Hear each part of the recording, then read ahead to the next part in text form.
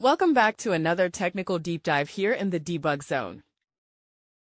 Today, we're tackling a big question and breaking it down with insights from other users. Hopefully, this clears up some misconceptions and helps you get the answer you need. So buckle up, stay a little curious, and let's jump right in.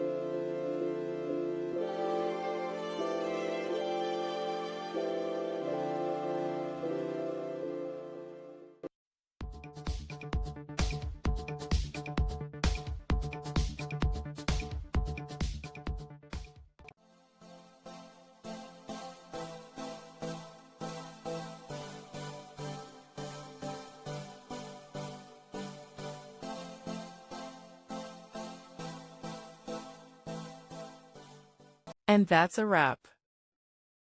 I hope you found the answer you were looking for. If you did, take a second to hit that subscribe button. It really helps out. And let me know in the comments which solution worked best for you. See you next time in the debug zone.